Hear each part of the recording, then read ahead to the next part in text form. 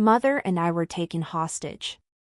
Father, clutching his favorite concubine, wrote a letter to the enemy lord, "We are brothers. My women are yours to enjoy." In my past life, Mother chose death over surrender, fleeing back to Father with me. I believed this life would follow the same path. Yet Mother adorned herself meticulously and entered the Lord's tent of her own accord. Later, Father led his army to reclaim her. Leaning against the Lord's chest, Mother wrote Father a letter, "This servant suffers severe morning sickness and cannot come to see my elder brother." Main text: under the dim light of the bean oil lamp, Mother carefully washed her face, neatly arranged her hair, and pinned a small purple flower to her ear. I'd never seen Mother so beautiful. In my memories, while Father fought far away, she managed the entire household alone, always weary. After studying her reflection, she kissed me as I pretended to sleep, then rose and left. I slipped off the bed and quietly followed her. I thought she was abandoning me to flee ahead. After all, I was a burden. Mother adored Father. Her face lit up whenever she saw him. Gentle and kind, like the warm breeze of spring. In my past life, if she hadn't been carrying me, she wouldn't have fallen and scarred her face while fleeing, causing Father to reject her. Mother walked straight toward the largest tent in the camp, where the commander of this 200,000 strong army resided, the Marquis of Shilling, Musun. Huh? Why was Mother going to him? She too had been reborn, she surely knew how to escape. Guards outside the tent stopped Mother, but after she spoke a few words to the man inside, they let her pass. I quietly crept to the tent's edge from the other side. At just 3 years old, I was tiny and unnoticed. Peering through the crack, I saw Mother kneeling at Musun's feet. "The winter night is bitterly cold. Please allow your concubine to serve you, your lordship." I froze. How could Mother have changed? In my past life, when Father ordered Musun to do with Mother as he pleased, she immediately pulled out her hairpin, stabbed her own neck, and threatened suicide rather than submit to another man. But now, she was fawning over Musun like Father's other concubines. Musun looked down at Mother from above.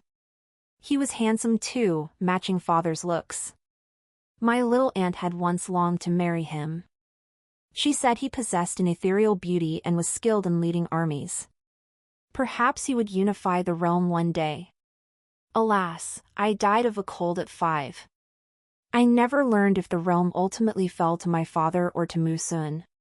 Musun shoved Mother aside, sneering coldly, "If the lady feels lonely, this marquis commands 200,000 able-bodied men. The lady may choose any she pleases." Just as in my past life, he disliked Mother. He looked down on everyone around Father. He even called me a little beggar. Mother showed no anger. She tilted her head back, her soft hand resting on Musun's chest. "Does your lordship despise me for being Page Ye's woman? Truly, your lordship needn't worry. A woman who has been married knows how to serve better. Besides, if your lordship takes me as your concubine, won't it make Page Ye a laughingstock to the whole world? To conquer the mind is to conquer the heart. Why not try it, your lordship?" As she spoke, Mother sat upon Musun's lap, her legs swaying lightly. I feared he might throw her to the ground. In my past life, after we escaped, Mother sat like this upon Father's lap too. Father pushed her down. "Jiang Yan, who taught you these seductive tricks?" Father roared with fury. Mother smiled. "Does my lord dislike it? Yet last night I saw consort roam with my lord in just this manner, and he seemed utterly captivated." Father's face turned icy. "You are this marquis's lawful wife. A lawful wife must behave like one. Otherwise, how are you any different from a courtesan?" Father stormed off. Mother slowly rose from the floor and approached my bedside. I was just coming down with a cold. Her tears fell onto my face, so cold, so cold. Fortunately, this time Musun didn't throw Mother down. He asked her, "You and Page Ye grew up together. Why would you want the whole world to laugh at him? Mother whispered something in his ear, I couldn't hear it. I only saw her bite Musun's throat after speaking, and his eyes immediately darkened. So Mother had intended to assassinate him. Fearing she couldn't defeat him, I was about to crawl into the bed when my body was suddenly lifted into the air. The guard had spotted me. He carried me back into the tent, saying he couldn't let me ruin Musun's plans. I didn't know what good deeds he could possibly have. Worried for Mother, I began to sob and fuss, but it was useless. Mother didn't return until the next morning. She wore a man's robe, her own garments were torn to shreds, and her lips were bitten raw. A sturdy servant woman brought in a tub of hot water. Mother soaked in it, her snow-white body covered in bruises. Mother, what happened to you? I asked her sadly. She didn't answer, only asked me gently, Yen, did you sleep well last night? I wanted to tell her I hadn't slept well because I'd been worrying about her. But the words stopped at my lips. I nodded instead. I slept very well, Mother. After bathing, Mother produced the letter Father had written to Muzun. I couldn't read, but in both lifetimes I'd heard Muzun's men recite it aloud. The letter contained only a few lines, You and I are brothers. My woman is your woman. Enjoy her as you please. In my previous life, Mother claimed Muzun lied, insisting the letter was a forgery. Musun handed her the letter, and her face turned pale upon reading it. The letter bore Father's handwriting, stained with a trace of rouge. Musun's envoy claimed Father had written it while embracing a beauty, utterly delighted. Mother, stop looking. I'm hungry, I said pitifully. This letter was causing her pain, and I didn't want her to see it anymore. All right, Mother won't look. She tossed the letter into the charcoal fire, where it quickly burned to ashes. For a full month, Mother went to Musun's tent, returning only at dawn the next day, sometimes not until nearly noon. Outside the tent, digging for hibernating insects beneath the snow, I overheard the maidservants gossiping about Mother. She's a real vixen. Those ways she uses to please a man, even a courtesan couldn't match her. No way. She's a daughter of the Jiang clan of Renan. The Jiangs are the most strict about propriety and honor. Who knows? Just the other day, the Lord took her horseback riding in the wild. When they returned, her skirt was pulled up to her waist, not a shred of modesty left. They said that Musun, once a noble lord of pure heart and few desires, had been corrupted by my mother. In my opinion, they said, the Lord is using her too. By now, the whole world probably knows that Lord Mu slept with Peijia's woman. They burst into loud laughter. I scooped up snow and pelted them with it. They got up to chase me, but I fled back into the tent where Mother was brewing tea. She wiped the sweat from my face. Where have you been? You're all hot and sweaty. I desperately wanted to ask her why she didn't run away, why she stayed here to be mocked and scolded. But her hands were so gentle. I didn't want to hurt her. Nothing, I mumbled, burrowing into her embrace. I saw a little rabbit and chased it for ages, but couldn't catch it. Mother chuckled. You remind me so much of your father when he was little. Her words trailed off abruptly, her smile fading. After a moment, she added, It's good for you to run around, Yenner. Staying strong means you'll grow up safe and sound. I nodded hard. Okay. I hoped this time I'd never catch a cold again. After the snow cleared, Musun's army pressed southward, sweeping through the land like a storm. By the time peach blossoms bloomed, he had reached Renan. Renan was Mother's hometown, but I disliked it intensely. In my past life, after Mother fled with me, we came to Renan. But my maternal grandparents refused to let her in. Grandfather blocked Mother at the door, You have been defiled. The Jiang family has no place for you. Leave. Mother knelt with me in her arms, pleading, I threatened to die, so Musun didn't harm me. He only imprisoned me. But no one believed her. Mother begged them for medicine and silver, her face was badly injured, and we hadn't eaten in days. Grandfather refused to give a single coin. Grandmother said, "A yuan, give the child away, then find a river to end it all." Mother clutched me tightly and stumbled away, terrified that a moment's delay would mean I'd be taken from her. People around her hurled stones and vegetable scraps, cursing her shamelessness. She bore yet more wounds.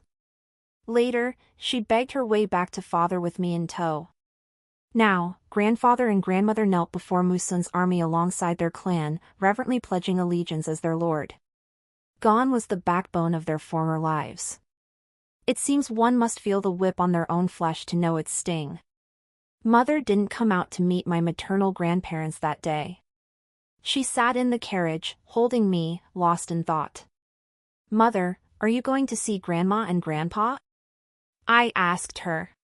Many nights, I'd heard her call out for her parents in her sleep, even shedding tears. I thought she still cared for them. But Mother shook her head. "They're gone. Even if they were here, she wouldn't see them." That night, half asleep, I sensed someone sitting by the bed. I cautiously opened my eyes a crack and saw it was Musun. Because of the war, Mother and I hadn't seen him for a month or two. Mother also sensed his presence and sat up. "When did you arrive, your lordship?" Musun stroked her cheek. "Just now." She turned her head away. "Your lordship, Yen is still here." "Please don't." Musun asked her, "Why don't you go see your parents?" Mother paused before replying, "I don't know how to face them." Musun pressed, "You still harbor feelings for Page, yeah, so you feel ashamed to meet your parents." Mother replied, "That's not it." Musun said, "I hope not. I'm still honoring our agreement. If you're playing games with me for Page's sake, I won't let you off lightly." Mother swore she would never betray him, pledging her life as her oath. Musun left. A short while later, his attendants came again to summon Mother. The two maids assigned to care for me whispered among themselves, "We thought the marquis would hold back, but he still called her over to attend him. The marquis must be addicted. I wonder if he can ever break it. Whether he can quit or not doesn't matter. She's just a fox-like temptress for him to toy with. The most urgent matter now is meeting Page, yeah." Hearing them discuss father, I immediately pricked up my ears. They said Musun's next target was Yuchuan, and father's army of 200,000 was marching there too. They said now the whole world knew Mother had surrendered herself to Musun, and father surely couldn't bear it. Once Mother fell into father's hands, she'd likely face the writing punishment. They sighed, "Oh dear, the writing punishment. She'd wish she were dead." After the army rested for 9 days in Renan, Mother spent 5 nights in Musun's chambers. At dawn, she returned through the mist and fell asleep. The maids gathered in the courtyard again, gossiping. How could she not be exhausted? Keeping the marquis company all night long, I had to bring her hot water several times. But she really is well-bred, so tender you could squeeze water out of her. How could she fail to keep her husband's heart? They were childhood sweethearts, married as youths. They said it was because of father's letter to Musun, the whole world now knew Mother wasn't favored by father. To truly care for someone is to want to merge them into your very bones. How could you ever willingly give them away? Yet father not only gave Mother away, but to an enemy. Did he not understand what that meant? Finally, they concluded, there must be someone more beautiful than her, who stole her husband's heart. Mother opened her eyes then, her body trembling slightly, long lashes fluttering like butterfly wings in the wind. I opened the door, bared my teeth at the maidservants, and chased them all away. Mother rose to dress herself, gazing long at her reflection in the mirror. She stroked the face that had been wounded in her past life. "Mother, you are the most beautiful in all the world," I told her earnestly. In my heart, no matter her beauty or ugliness, no matter what she became, she was always the most beautiful mother. She snapped back to awareness and smiled gently at me. Sometimes Mu-sun would come to see Mother. When Mother slept unaware, I would stand by the bed and stare at him. He didn't like me. He said I had a face just as unpleasant as Father's. I think he has poor eyesight. Everyone says I'm adorable. When Mother and I were begging, someone even offered 10 gold pieces for me. 10 gold pieces, that could buy 2 oxen. Mu-sun gave me a sugar cake. I swallowed hard and took it. Just as I was about to eat it, Mother suddenly woke up and snatched the cake away. What? Afraid this marquis will harm her? Mu-sun sneered coldly. Mother said no, that my teeth were weak and my stomach delicate, I couldn't eat sticky things. When your lordship has children someday, you'll understand. Parents always fret over their children. Mu-sun retorted, is that so? Then why doesn't Page Ye fret over this child? Isn't he her father? Mother lowered her head, silent, clutching the sugar cake tightly. Finally, she placed it back in my hand. Ian, go eat it under the peach tree in the outer courtyard. Eat only half, save the other half for tomorrow. I didn't want to go, but Mother urged me on. I walked a long way with the sugar cake before reaching the peach tree. I couldn't understand why Mother insisted I eat it so far away. After eating half the cake, I saw the peach blossoms in full bloom. I asked someone to pick the most beautiful branch for me and started back. I thought Mother would surely love it. Before I could even push open the door, a maid swept me into her arms. Passing the window, I saw the canopy over Mother's bed lowered. One hand, painted with bright red nutmeg, clutched the hanging tassels outside the curtain, only to be swiftly pulled back inside by another hand, its knuckles sharply defined. I wasn't returned until evening. The peach blossom I'd left at the door had been picked up by Mother and placed in a green jade vase. The peach blossoms you picked, Yen, are truly beautiful. Mama loves them very much, she praised me. Then she reminded me never to accept food from strangers, and if I ever wanted to eat something, I must tell her first. I nodded vigorously. Finally, she held me close, my dear Yen, you must grow up safe and sound. Mu-sun spent so much time with my mother that his retainers grew concerned he was becoming too preoccupied with romantic affairs. Others argued a little indulgence wouldn't hurt, after all, one couldn't conquer the world with a pure and ascetic heart. Besides, this was a ploy to win over my father. They added, in any case, whether she's alive or dead, she'll eventually be returned to Page Ye. There's no need to fret. Mother said nothing, only sat quietly by the window sewing my spring dress. Ian, come try it on, she called to me. I twirled before her in the dress. My Ian looks so beautiful, Mother smiled, her eyes filled with me. Yet I always sensed a sadness in her gaze. I think she was remembering my death in my previous life. I caught a chill after being pushed into the lake by Rongji's child. All the court physicians were attending to Rongji's child, and though Mother was the legitimate wife, she couldn't summon a single one. Back then, everyone believed she had been defiled by Mu-sun's men. Even Father refused to touch her. Night after night, she held me close, pleading with Father over and over. Yet I still grew cold in her arms, slowly fading away in the faint light of dawn. In my final moments of consciousness, I heard her softly humming a lullaby, gently rub the little belly, baby won't cry, tickle the tiny hands and feet, baby sleep soundly. So many times I wanted to tell her I was alive, but somehow, when I opened my mouth, no sound came out. All I could do was hold her tight and call her mother in a spoiled tone. In June, Mu-sun captured Yuchuan. Father never made it there, he encountered another prince and they clashed. Truthfully, I didn't want him to come. He was so formidable, never defeated in battle. I feared Mu-sun couldn't match him. Though I hated Mu-sun, he never made Mother cry. Father always made Mother weep. Father didn't care much for me either.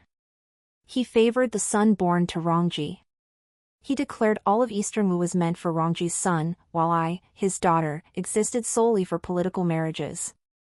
Mu Sun's army halted at Yuchuan, fortifying the walls and stockpiling provisions, preparing to lie in wait. His retainers said my father was the rabbit. Mother had fresh milk delivered. She mixed it with herbs to make an ointment, rubbing it over her body until her skin became soft and fragrant. The maids called her extravagant, saying she truly believed herself to be the Lady of Shilling. Mother paid them no mind. She personally sewed new garments, styles unseen in Yuchuan. Adorned in her finest, she drew eyes wherever she went. When Mu Sun hosted a banquet for Yuchuan's noble families, Mother stepped forward to perform a dance. She spun lightly across the floor, her eyes bright and alluring, a fragrant breeze trailing her. Even butterflies seemed to pause in her presence. Finally, she nestled into Mu Sun's embrace, took a cup of wine in her mouth, and fed it to him. Mu Sun neither drank nor smiled. As the crowd stared in shock, he swept Mother away from the banquet. After that night, tales of Mother's seductive charms spread far and wide, embellished and dramatized, even adapted by folk entertainers for the stage. Soon after, news arrived of Father's victory on the battlefield. In early September, the wood hibiscus bloomed in full splendor across Yuchuan, blanketing the city in shades of pink and purple. Mother picked flowers to make a salve for the scars left on my skin from summer mosquito bites. While simmering the mixture, she suddenly began to retch. I hurriedly asked, "Mother, what's wrong?" Glancing around to ensure no one was nearby, she whispered, "Nothing. Just choked on the smoke." I hurriedly brought her water. As she drank, a personal attendant of Mu Sun arrived to summon Mother to the front hall, announcing that Father's envoy had arrived. Mother nodded. "I'll change my clothes and be right there." Yesterday I'd heard that Father's army of 300,000 was already marching toward Yuchuan. By now, half the realm was under the control of the Pei family. In my previous life, not long after Mother took me back, Grandfather proclaimed himself king, establishing the state of Wei. The following year, Father was named Crown Prince, with Consort Rong as his principal consort. Mother should have been Crown Princess, yet she received no title at all. Before I passed away, Father never engaged Mu Sun in battle. In this life, many things have already changed. Mother wore sumptuous robes now, her makeup radiant, her beauty surpassing the wood hibiscus. In the front hall, she walked to Mu Sun's side and sat down. At his outstretched hand, she leaned into his embrace, plucking a grape to feed him. Mu Sun clasped her hand, delicious. The envoys sent by Father wore ashen expressions. The rumors played out before their very eyes, and they seethed with hatred, wishing to tear Mother limb from limb. They demanded Mu Sun hand Mother over to them, threatening that Father's army would besiege the city if she wasn't surrendered. I was utterly terrified, fearing Mother might truly be taken away by them.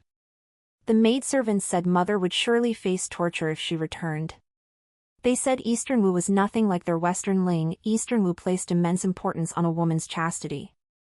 If a woman had relations with another man, she would be neither allowed to live nor permitted to die. Mu Sun asked Mother, "Are you willing to go with them?" Mother shook her head. Lord Pei said his woman belongs to you, your lordship.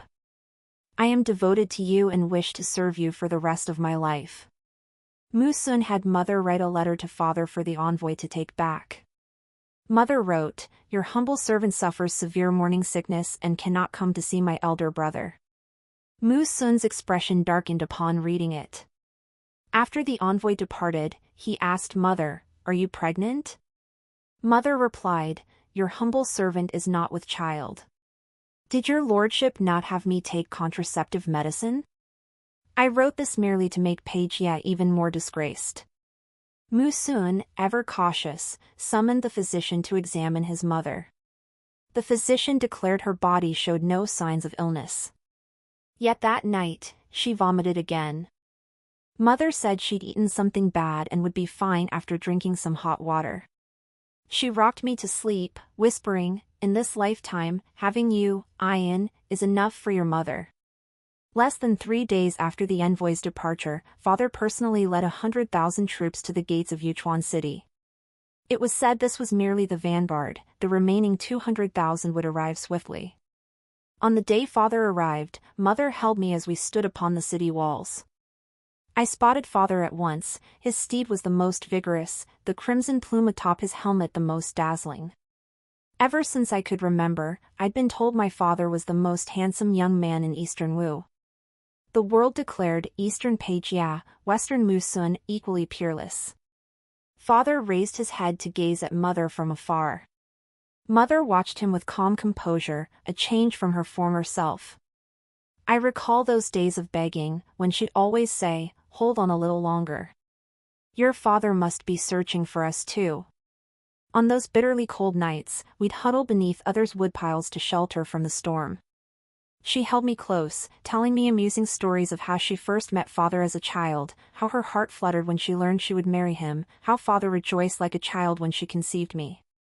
After returning to the marquis' residence, mother waited daily for father's return, but he never came. The one time he did visit, he shoved her to the ground. The early autumn breeze blew gently, causing the golden hairpin in mother's hair to sway lightly. "Jiang Yan, come here," father commanded coldly, his voice echoing off the city walls. Once, mother had longed for father to come rescue her with 1,000 soldiers. She would have rushed toward him regardless, even if 1,000 arrows pierced her back. Now father had come, yet mother stood behind the men who had captured her. Jiang Yan.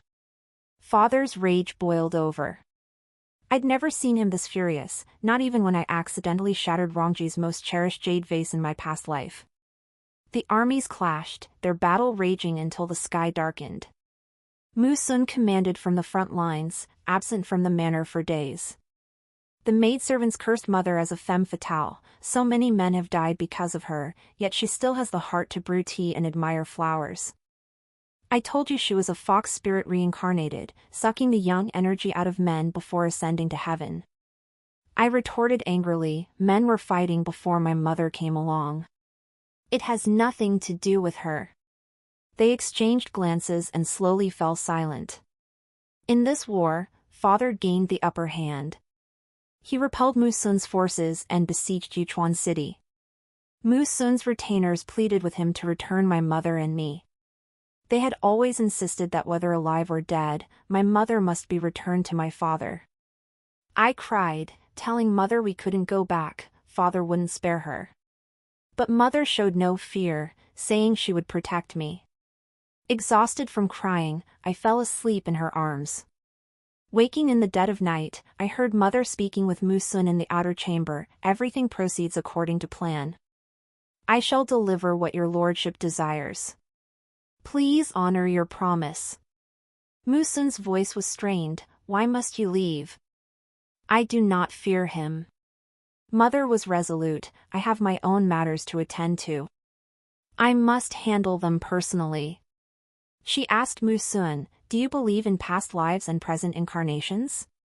Mu Sun, past lives and present incarnations? Mother took Mu Sun's hand, her fingers tracing the lines of his palm. "Judging by the lines on your palm, in your past life, you were too bound by the righteousness of a gentleman." She said that in his past life, Mu Sun had lost the empire due to his sense of righteousness and met an untimely end.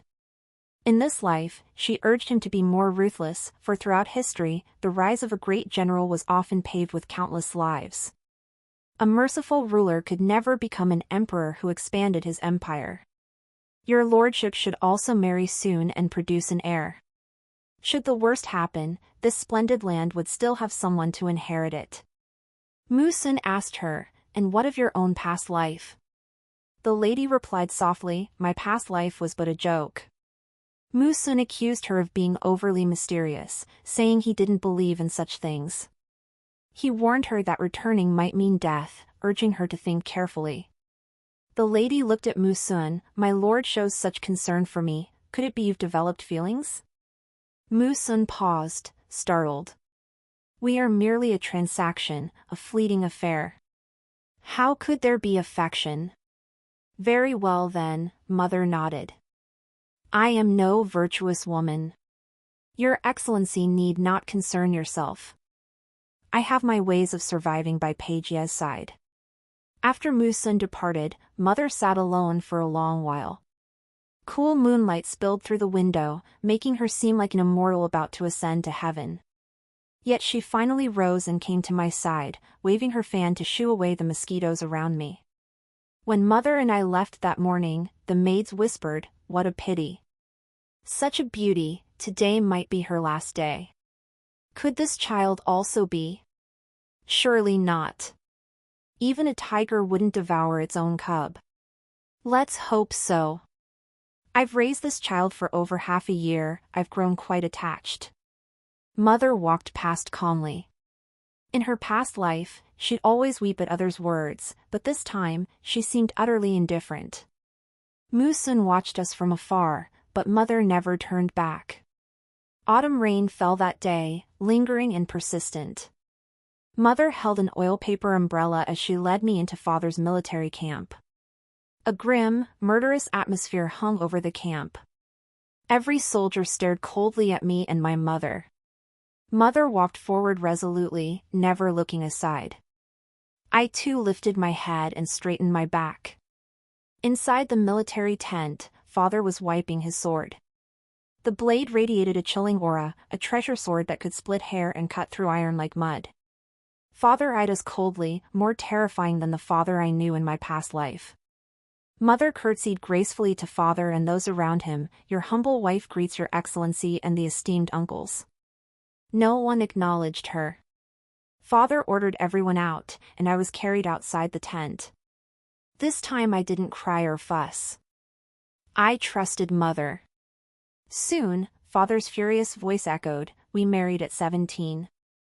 After 7 years as husband and wife, how could you not know that letter was meant to provoke Musun?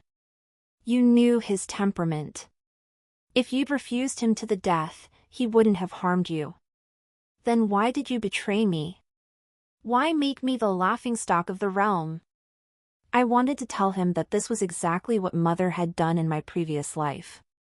But what difference would it make? "Father, you still abandoned Mother." I thought Mother would explain, but no sound came. After a while, Father's voice echoed again, "Why are you undressing? What, do you think this will make me spare you?" The uncles and elders outside the tent looked awkward.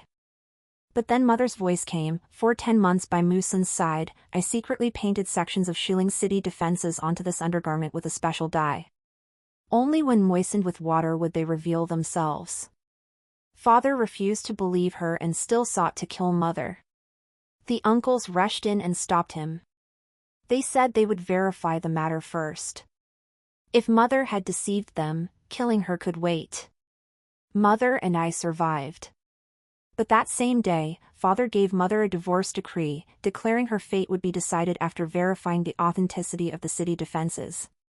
Mother looked at the decree, carefully tucking it away, as if this was precisely what she had been waiting for.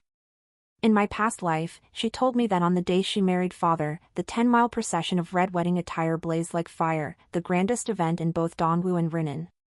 Yet now, everything had been reduced to this single, thin sheet of paper. My aunt arrived, raising her riding crop to strike Mother. "You knew I loved Musun. Why did you commit such a shameless act?" Mother seized the whip. "Pay you, if Musun hadn't consented, I couldn't have done this shameless thing alone." Tugged violently, the younger aunt stumbled to the ground and burst into tears. "Last year, Shilling was ready to propose marriage. It's all your fault. All your fault. You ruined my match with Musun." Mother replied calmly, "If a match can be ruined by outsiders, then it was never meant to be. It was merely a calamity." My aunt pointed at her. "You shameless harlot who uses her looks to serve men. Who do you think you are, pointing fingers at me? Using my looks to serve men, what's wrong with that?" Mother smiled and added, "He chose me, this lowly harlot, over you. Clearly, you're not much." She silenced my aunt with her words, and finally, my aunt stormed out of the tent. Mother slowly sat down, clutching her stomach with a slight frown. I hurriedly poured her water. It had been nearly half a month since she last brewed medicine from wood hibiscus, yet I still often saw her clutching her stomach like this. That night, Mother partitioned off a section of the tent with a cloth for me to sleep in. She fed me a potion, calling it an antidote. But the next moment, she corrected herself, saying it was to ward off the wind chill. Yet she showed no fear, her delicate fingers tracing the blade. If your highness kills me now, who will finish drawing the remaining city defense plans? In the end, father sheathed his sword but ignored mother thereafter. Mother continued to adorn herself each night, styling her hair with pins adorned by freshly picked flowers, then venturing to father's tent, only to be driven away each time. Mother remained unperturbed. She dressed herself beautifully every day, fragrant and soft, and she greeted father with a smile whenever she saw him, just as she had in her previous life. Everyone assumed father still harbored lingering feelings for her, so no one dared to harm her in secret. She even took the initiative to give silver to the soldiers and servants watching over us, treating them to wine, and even helping cure some of their minor, troublesome ailments. Those who received her kindness became less harsh toward us. By the time we reached June City, Mother had already won over several people. When she was scolded, they would speak up for her, an orphan mother and child in enemy territory. How else could they survive without appeasing the foe? Death? Easier said than done. Let's see you die first. His Highness doesn't hold it against her. Why should you? Mother listened quietly from around the corner, then slipped away silently. When she met father, she brought up bringing Lady Roan and her son to live with us again. Father agreed. I couldn't understand it. In my past life, mother had disliked Lady Roan intensely. Why did she insist on seeing her now? Before Lady Roan arrived, Uncle came first. Uncle gave mother a porcelain bottle. After consuming this, one falls asleep without any suffering. Mother examined the porcelain bottle. Brother, you've never died. How can you claim there's no suffering? Perhaps this potion inflicts unbearable agony? You. Uncle's beard trembled with rage.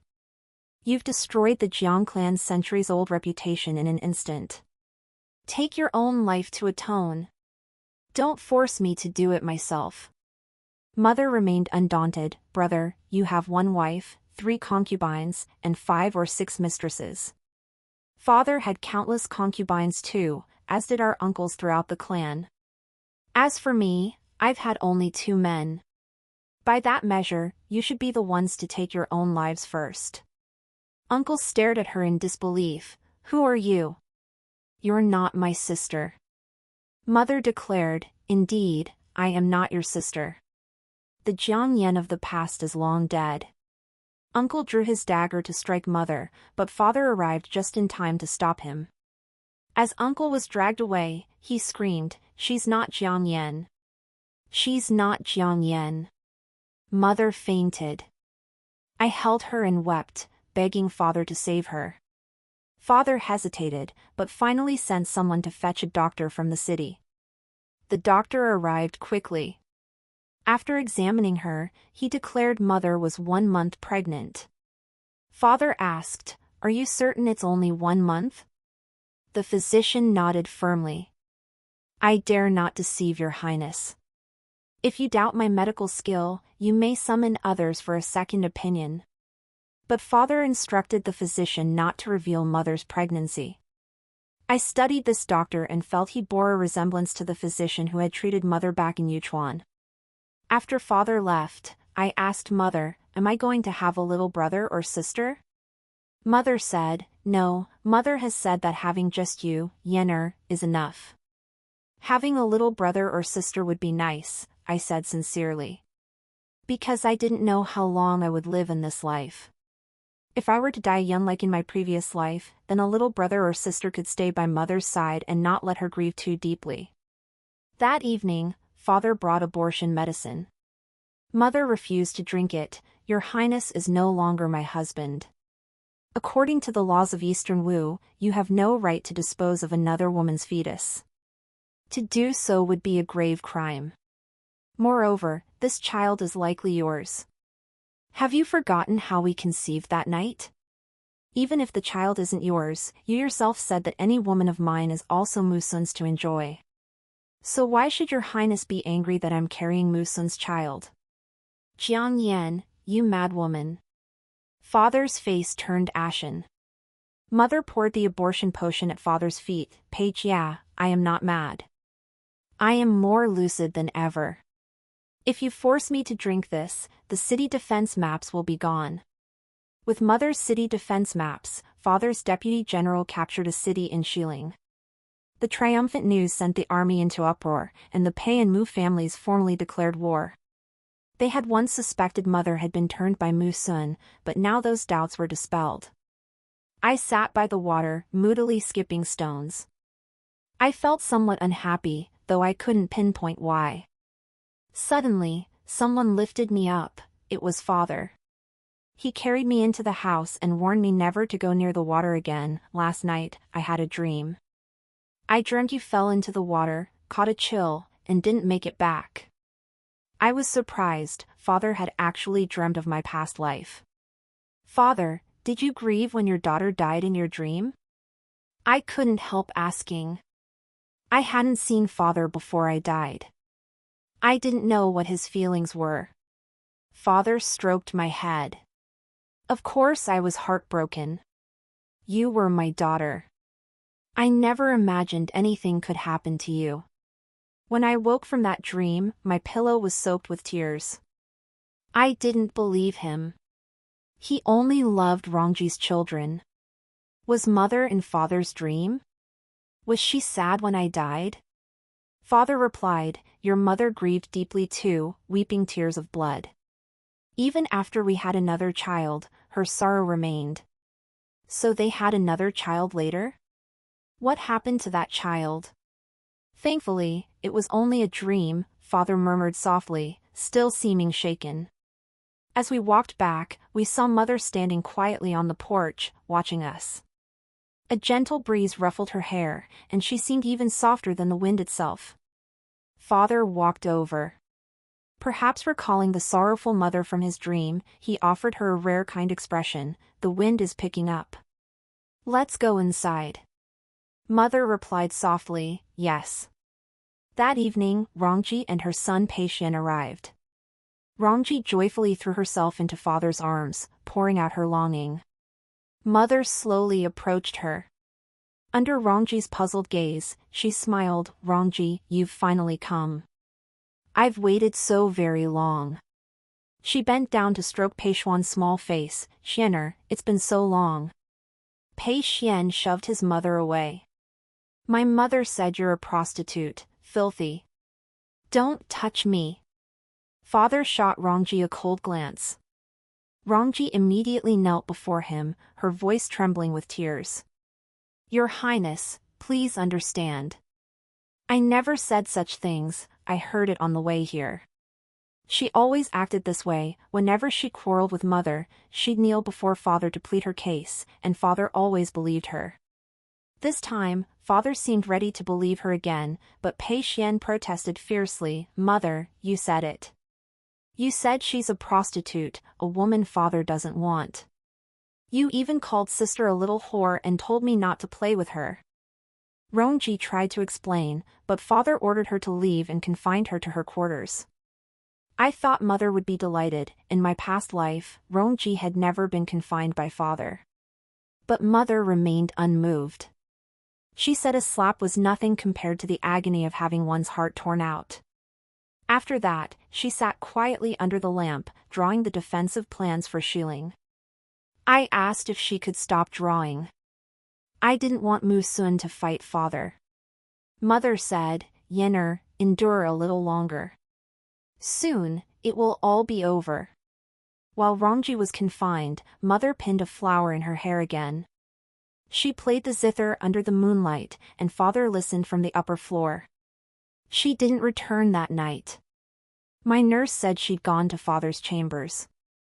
The maids whispered, didn't the prince divorce her? You don't understand.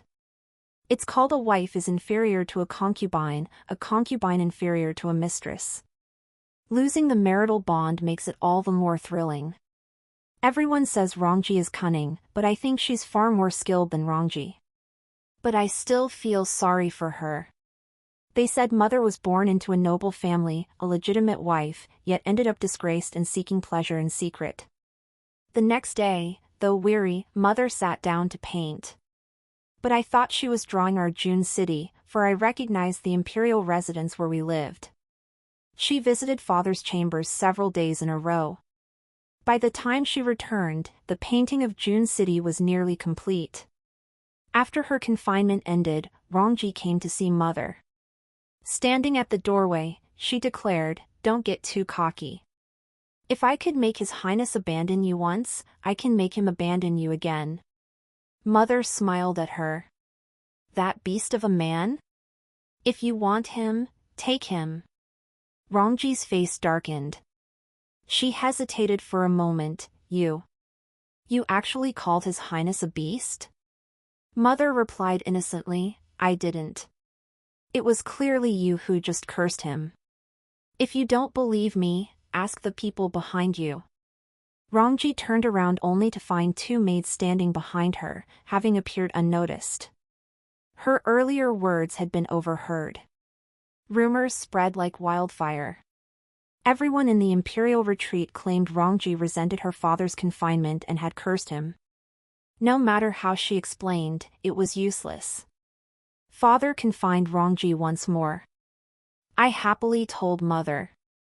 Mother said to me, "Yenner, sometimes confinement isn't punishment, it's protection." Mother's belly gradually grew larger. The physician who resembled the court doctor came every 7 days to take her pulse. When the first snow fell, the physician returned, accompanied by an apprentice who looked different from the one before. I studied him closely and felt this apprentice bore a resemblance to Musun. Mother seemed startled too, but she said nothing. The physician went out to write the prescription, leaving the apprentice in the room. I crept back and saw the apprentice ask Mother, "This child is mine, isn't it?" Mother replied, "My lord, you witnessed me taking the contraceptive medicine each time. How could I possibly bear your child?" The apprentice refused to believe her. "Contraceptive medicine isn't foolproof. Come with me. I'll marry you." Mother's eyes crinkled with a smile. "Very well. Then present the entire realm as your betrothal gift. I shall only be your empress." Agreed. "Wait for me," my apprentice promised. After they departed, Mother murmured, "To take such a risk and come here. But Musun, I truly am no good person." When the first snow fell, Father's deputy general brought news of defeat. Shilling counterattacked, burying 30,000 Wei soldiers beneath the snow. This loss led to further defeats, even some of Uncle's and Uncle's territories in eastern Wu were lost. Grandfather flew into a rage, ordering Father to defend June City at all costs. It was Wei's vital point. Some suspected a traitor within the ranks, and Father's strategists cast suspicion upon Mother. Mother knelt before Father, pleading to be confined to her quarters. Father locked her away, much to Rongji's delight. She called Mother a fool. Yet even after Mother's confinement, Wei's defeats continued. Shiling's forces struck with ghostly precision, constantly catching Wei's army off guard. By the second month, Musun led a 300,000-strong army to the gates of June City. That very day, Mother suffered a miscarriage. Pei Xian had bumped into her while rushing about. Furious, I fought with Pei Xian. I pinned him down, biting him fiercely, and then saw blood beneath Mother. Pale as death, Mother whispered to me, "Yenner, go get help." Mother delivered a stillborn child, a boy, they said. The midwife claimed it was because Mother had taken too many forbidden medicines. This child was never meant to survive. Mother didn't seem deeply saddened, as if she had known this would happen. Father came to see her, "We'll have more children someday." So it would happen again after all, Mother said. What did you say? Father wanted to ask, but the drums of siege had already sounded, forcing him to leave. The battle raged fiercely, leaving father no time to visit the imperial retreat. Mother took her restorative medicine daily, and her complexion gradually improved. Yet I couldn't stop crying. Though mother never said it, I sensed her profound suffering. Mother insisted she wasn't suffering, that things were far better now than before. She held me close, gently patting my back. At least, Yennefer is still by mother's side. Rongji arrived, mocking mother, a noble lady from a family with a century of virtuous reputation, for taking secret potions to transform herself into a vessel for pleasing men. She laughed that no matter how much mother pleased Musun, he still sent her back to father. She said that once father divorced mother, he could never remarry her. Even if he kept her now, it was only to make her his concubine. Finally, Rongji clicked her tongue twice. The most terrifying thing is that you can no longer bear children. Whether it's the prince, Musun, or even a beggar on the street, any man desires a son. Jiang Yan, you're destined to be nothing but a man's plaything for the rest of your life. And your daughter. When she grows up. She suddenly fell silent, for mother had thrust scissors toward her throat. But mother didn't kill her, only piercing halfway in. Rongji's face drained of color. She hadn't expected the usually frail mother to dare wield a blade against her. Lady, spare my life. I won't dare again. Her mother laughed. I won't kill you now. That would spoil the fun. Rongji clutched her throat and fled. She even packed her belongings, intending to return to Eastern Wu with Pei Xian. But she could no longer leave. Strangers appeared in the imperial retreat, blocking her path. Her father had finally returned, carried back. He'd been struck by a powerful crossbow from Xiling, bleeding profusely. The strategist advised him to abandon Jun City and retreat to Eastern Wu. Preserve the Green Mountains, and you'll never run out of firewood. Father refused, saying that abandoning this place would leave Wei without a barrier. He would rather die fighting. As he spoke these words, a flicker of light appeared in mother's eyes. Perhaps, in this moment, father was the young man she had once loved most. But it lasted only an instant. The light vanished from her eyes. She personally administered his medicine. In a daze, father murmured that he'd been having countless dreams lately and wanted to share them with mother. After listening, mother urged him to rest well and not dwell on things. That very night, Musun's army captured Jun City and seized the imperial retreat. I slept too deeply that night to know what happened. Later, I heard the story of that night from the maidservants. They said, Jiang Yan was a pitiful devil. It turned out that night, when Pei Xian fell into the water, mother forbade anyone from rescuing him, forcing father and Rongji to watch helplessly. Why won't you even spare a child? Father asked mother, his eyes bloodshot. Mother laughed. Didn't you recall our past life? In our past life, Pei Xian deliberately pushed Yennefer into the water. At first, I thought it was just playful mischief. But later, when I was 6 months pregnant, he pushed me down the stairs. I prayed 10,000 times before the gods to let Yennefer return as my child. Yet Pei Xian killed her again. In this life, he still harms me. How could I spare such a demon? With that, she fed Rongji the daily dose of the mind-binding potion and had her thrown out onto the street. She said she had once wanted to get along with Rongji, but Rongji had done nothing but evil. You are the most despicable of all, mother pointed at father. You, Pei Jia, are the most despicable. I married you with joy in my heart, yet you betrayed and wounded me, leaving me to face the world's scorn and abuse.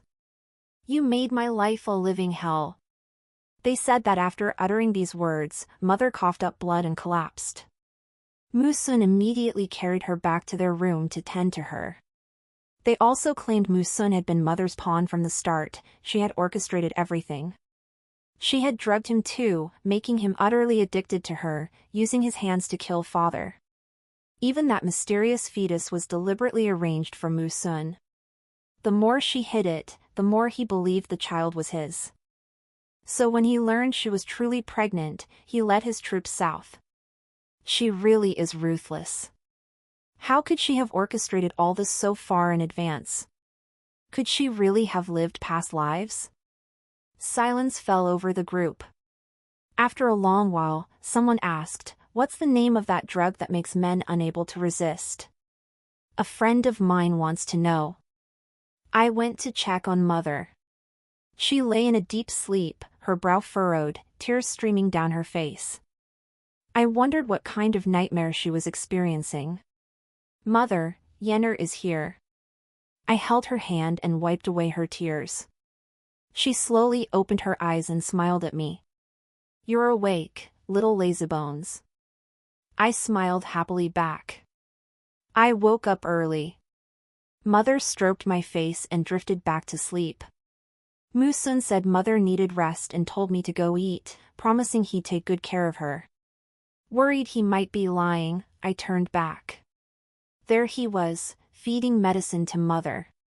All right, he wasn't lying. I went to see Father too.